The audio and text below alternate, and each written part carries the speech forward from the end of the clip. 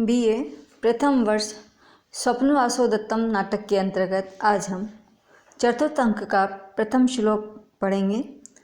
चतुर्थ अंक के प्रथम श्लोक में राजा अपने मित्र विदूषक से कहता है कि जब मैं पहले उज्जैनी गया था तब वासवदत्ता को देखकर किसी अनिर्वचनीय अवस्था को, काम अवस्था को प्राप्त हो गया था और उसी समय मुझ पर कामदेव के द्वारा 5 बाण चला दिए गए थे।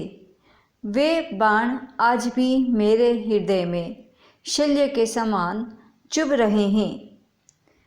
जब कामदेव के 5 ही बाण सुने जाते हैं तो ये छठा बाण मुझ पर फिर कहाँ से चलाया गया।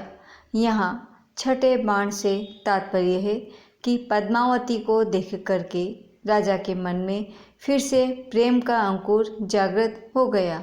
राजा कहता है, जब 5 बाण कामदेव के मुझ पर पहले ही चल चुके तो अब छठा बाण कामदेव का कहाँ से आया।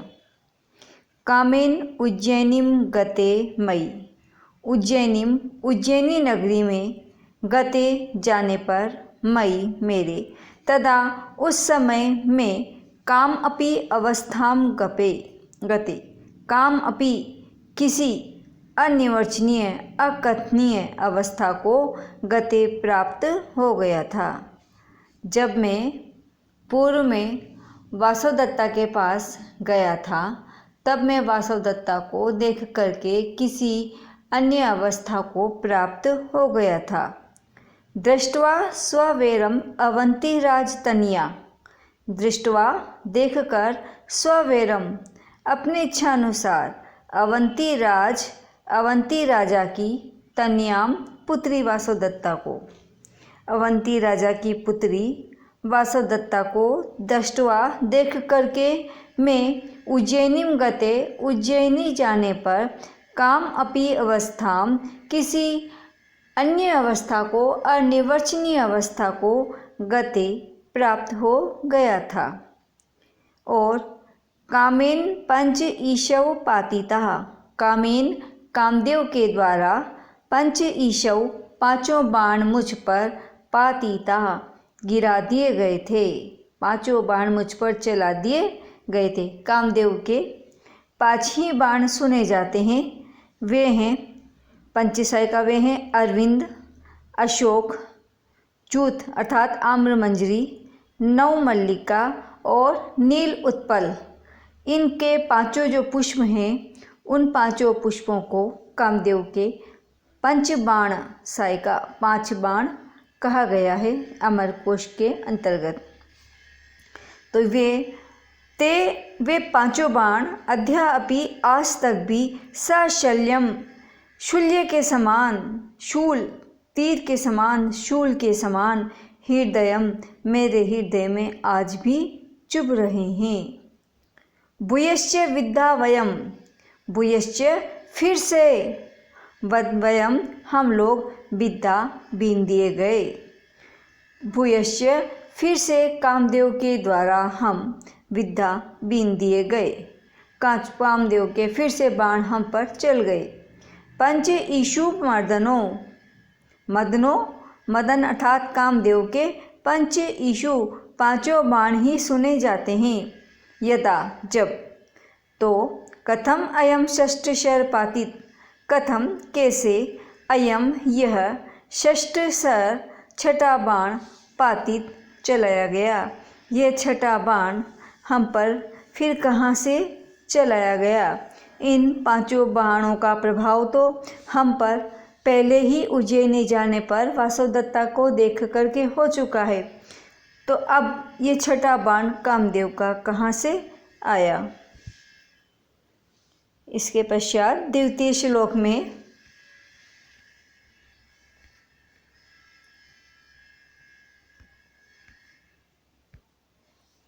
राजा और उसका मित्र विदूषक दोनों बाहर प्रमदवन में बैठे हुए हैं और राजा अपने मित्र विदूषक से आकाश में उड़ती हुई हंसों की बगुलों की पंक्ति को देख करके कहता है, ऋजुवायतां च विरलां च नत उन्नतां च सप्तऋषि वंश कुटिलां च निवर्तनेषु निर्मुच्यमान भुजग उदर निर्मलस्य सीमाम इव अंबरतलस्य विभज्यमानाम्।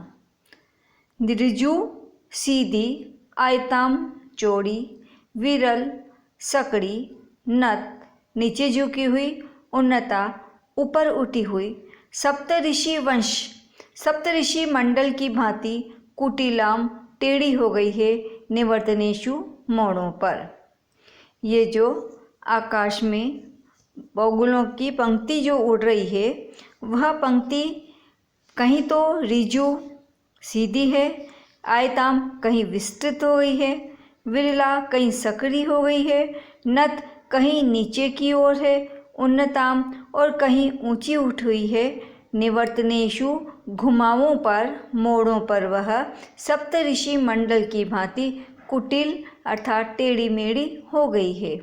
और ये ऐसे दिखाई दे रही है मानो निर्मुच्यमान भुजग उदर निर्मलस्य, निर्मुच्यमान कैंचुली छोड़ने वाले भुजग सांप के, उदर पेट के समान निर्मल, कैंचुली छोड़ने वाले सांप के उदर के समान निर्मल, सीमा इव अंबर तलस्य विभज्यमानम, अंबर तलस्य आकाश तल को विभज्यमान विभाजित करने वाली, सीमाम इव सीमा के समान दिखाई दे रही है। आकाश में ये जो बगुलों की पंक्ति उड़ रही है, यह अंबर तल को, आकाश तल को विभज्यमान विभाजित करने वाली, सीमाम इव सीमा रेखा के समान दिखाई दे रही है। इस श्लोक में राजा अपने मित्र विदूषक को आकाश में उड़ती हुई बगुलों की पंक्ति का वर्णन करते हुए कहता है कि यह बगुलों की पंक्ति कहीं से सीधी है, कहीं से विस्तृत है, कहीं से सकड़ी है, कहीं से नीचे की ओर झुकी हुई, कहीं उन्नत ऊपर की ओर उठी हुई और मोड़ों पर घुमावों पर सप्तऋषि मंडल के समान टेढ़ी है, तथा यह ऐसी लग रही है जैसे कैंचुली छोड़ने वाला सांप एक निश्चित समय के पश्चात अपने ऊपरी आवरण को उतार देता है। तो यह भी ऐसी लग रही है कि कैंचुली छोड़ने वाले भुजग सांप के उदर के समान अत्यंत निर्मल, ऐसी यह आकाश तल को विभाजित करने वाली सीमा रेखा के समान दिखाई पड़ रही है। राजा बाहर उपवन में अपने मित्र विदूषक के साथ बैठा हुआ है और वहाँ पर जो भंवरे हैं वे उड़ रहे हैं। तो विदूषक उन भंवरों को गाली देता है, उन भंवरों को बुरा भला कहता है कि हम यहाँ आराम से बैठे हुए हैं, लेकिन ये भंवरे हमें परेशान कर रहे हैं। तब राजा विदूषक से कहता है, माँ भवान एवं आप ऐसा न कहें भंवरों के लिए, मधुकर संत्रास परिहार्य, इन भंवरों से डरना नहीं चाहिए। देखिए, क्योंकि ये मधु मद कला मधुकरा, मदन आर्ताभि प्रियाभिर उपगूढ़ा, पाद न्यास विशेषणा, वयमिव कांता वियुक्ता स्यु।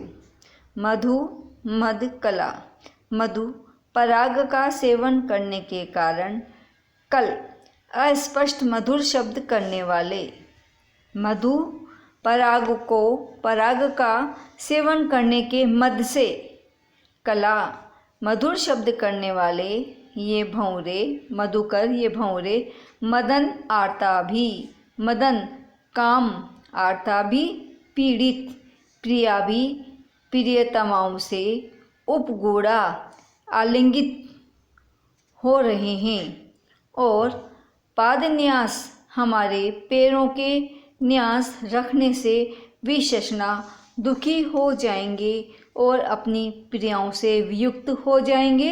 द्वयम इव हमारे समान, जैसे कि हम कांता वियुक्ता स्यु, हम अपनी कांता पत्नी से वियुक्ता स्यु, वियुक्त हो गए हैं। जिस तरह वयम हम अपनी कांता पत्नी से वियुक्तास्यु वियुक्त हो गए हैं, उसी प्रकार ये भौरे भी पाद न्यास विशेषणा हमारे पैरों के न्यास रखने से विशेषणा दुखी हो जाएंगे। अतः आप इन भौरों को भय नहीं दो, क्योंकि ये भौरे पुष्प पराग चूसने के कारण मद से मतवाले हो रहे हैं और कला अव्यक्त मधुर ध्वनि कर रहे हैं। ये मदन आर्ताबी, ये काम पीड़ित अपनी प्रियाओं से आलिंगित हो रहे हैं। यदि हम यहाँ से उठेंगे तो हमारे पैरों के रखने से ये दुखी हो जाएंगे और अपनी प्रियाओं से वियुक्त हो जाएंगे, जैसे कि हम अपनी प्रियाओं से वासोदत्ता और पद्मावती से वियुक्त हो गए हैं, उसी तरह यह भी वियुक्त हो जाएंगे। अतः आप इन भौरों को मत उड़ाओ। राजा और विदूषक वहीं बाहर प्रमदवन में आते हैं और वहाँ पर बैठ जाते हैं। बैठकर उन्हें ऐसा लगता है कि यहाँ पर हमसे पूर्व कोई आया हुआ है। जैसे कि पाद आक्रांतानि पुष्पाणि सोष्मं च इदं शिलातलं नूनं काचिद् इह आसीना मां दृष्ट्वा सहसा गते। पाद आक्रांतानि पैरों से आक्रांत किए गए, पैरों से मसले गए या पैरों से मर्दित किए गए पुष्पाणि पुष्प यहाँ पर है। यहाँ जो पुष्प बिखरे हुए हैं वे पुष्प पाद आक्रांतानि पैरों तले दबे हुए हैं या चरणों से मर्दित हुए हैं, पैरों से आक्रांत किए हुए हैं। इससे लगता है कि यहाँ पर हमसे पूर्व कोई था। सो उष्मम च इदम शिलातलम, और ये जो शिलातल है, ये जो पत्थर का आसन है, सोष्मम गर्म है, अर्थात यहाँ पर हमसे पहले कोई बैठा हुआ था, इसीलिए यह शिलातल भी सोष्मम गर्म है। नूनम काचित इह आसीना, नूनम निश्चय ही, काचित कोई, इह यहाँ पर, आसीना बैठी हुई थी, निश्चित रूप से यहाँ पर कोई स्त्री बैठी हुई थी, जो कि माम दृष्टवा मुझे देखकर सहसा गता चली गई। निश्चित ही यहाँ पर कोई बैठी हुई थी जो मुझे अचानक देख करके चली गई। वहाँ उपवन में पद्मावती, वासुदत्ता और उनकी सखियाँ चेटीदासी वगैरह वहाँ बैठी हुई थी। इतने में राजा वहाँ प्रवेश करते हैं विदूषक के साथ, तो वे सब उठ करके शीघ्र ही अंदर की ओर लताओं के झुरमुट में चली जाती है। तो राजाओं को वहाँ की स्थिति देखकर ऐसा लगा कि यहाँ पर निश्चय ही कोई बैठी हुई थी जो हमें देख करके यहाँ से उठकर चली गई, क्योंकि यहाँ का जो दृश्य है वो ऐसा ही आभास दिला रहा है कि पैरों से मसले गए फूल हैं, यह शिला तल भी गर्म है, तो निश्चय ही यहाँ पर कोई बैठा हुआ था जो उठ करके अंदर चला गया है।